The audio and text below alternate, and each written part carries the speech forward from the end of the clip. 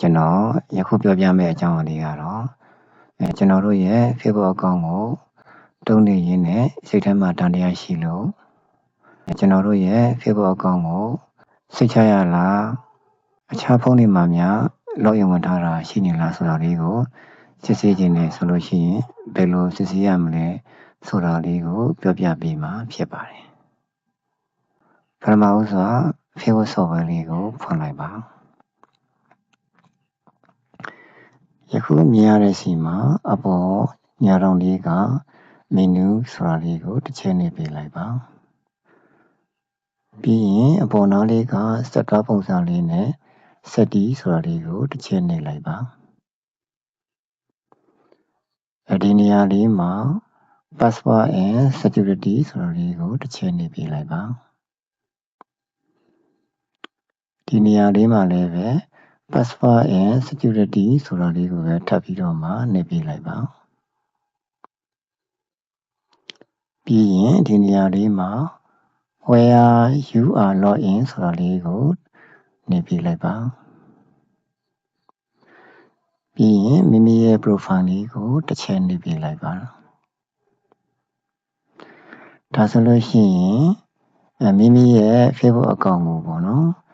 ဘယ်ဖုန်းတွေမှာ login ဝင်ထားလဲဆိုတော့login activity လေးပေါ့နော်အသေးစိတ်လေးတွေကိုဒီမှာပြပေးနေပါတယ်ပထမဦးဆုံး desktop ဘိုက်ဆိုတာလေးကကြတော့ဒီဖုန်းမှာ login ဝင်ထားတာလေးကိုပြောပြပေးတာပါဒီအောက်က login and error ဆိုတဲ့ခေါင်းစဉ်အောက်ကပေါ့နော်ဝင်ထားတဲ့ login တွေကတော့အခြားဖုန်းမှာlogin ဝင်ထားတာရှိနေတယ်ဆိုတာလေးတွေကိုပြောပြပေးတာပါဒီအောက်ဆုံးကဖုန်းဆိုလို့ရှိရင်ပေါ့နော်ဒါအခြားဖုန်းမှာ login ဝင်ထားတာလေးပါmodel number လေးကိုဖုန်းရဲ့ model number လေးကိုကြည့်လိုက်ပါနော်ဘယ်ဖုန်းကဝင်ထားတာလဲပေါ့နော်ဒီ login ဝင်ထားတာလေးကမိမိဝင်ထားတာဟုတ်ရဲ့လားပေါ့နော်မိမိဝင်ထားတာမဟုတ်တာတွေ့ကြတယ်ဆိုလို့ရှိရင်အောက်နားလေးကကျွန်တော်တို့ select device to log out ဆိုတာလေးကိုနှိပ်ပေးလိုက်ပါနော်ဒါဆိုလို့ရှိရင်အခြားဖုန်းမှာ login ဝင်နေတဲ့ဖုန်းလေးကအကောင့် Facebook အကောင့်လေးက log out ဖြစ်သွားပါလိမ့်မယ်ဒါကြတော့အခြားဖုန်းမှာမိမိမတည်ပဲနဲ့ login ဝင်ထားတဲ့ Facebook အကောင့်တွေကိုဖယ်ထုတ်တဲ့နည်းလမ်းလေးပါယခုလိုဖယ်ထုတ်လိုက်တယ်ဆိုလို့ရှိရင်ကျွန်တော်ကပြီးပါပြီဆိုတော့ကျွန်တော်ထွက်လိုက်ပါပြီယခုလို log out ဖယ်ထုတ်လိုက်ပြီဆိုလို့ရှိရင်မိမိရဲ့အကောင့်လေးကစိတ်ချသွားပါပြီနော်အကယ်၍မိမိရဲ့ Facebook အကောင့်ကိုပိုရေးလုံခြုံခြင်းနဲ့ဆိုလို့ရှိရင်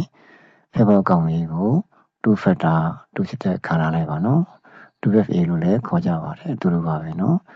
two factor ခံထားလိုက်တယ်ဆိုလို့ရှိရင်တော့မိမိရဲ့ Facebook အကောင့်လေးကပိုရေးလုံခြုံသွားပါပြီဒါလေးကတော့မိမိရဲ့ Facebook အကောင့်လေးတန်တရားရှိတယ်ဆိုလို့ရှိရင်ဘယ်လိုစစ်ဆေးရတယ်ပြီးလို့ရှိရင် login ဝင်ထားတာတွေရှိတယ်ဆိုလို့ရှိရင်ဘယ်လိုဖယ်ထုတ်ရတယ်ဆိုတဲ့နည်းလမ်းလေးတွေကိုပြောပြပေးခဲ့တာပါကျေးဇူးတင်ပါတယ်အစီအစဉ်ကြပါလိမ့်ခင်ဗျာ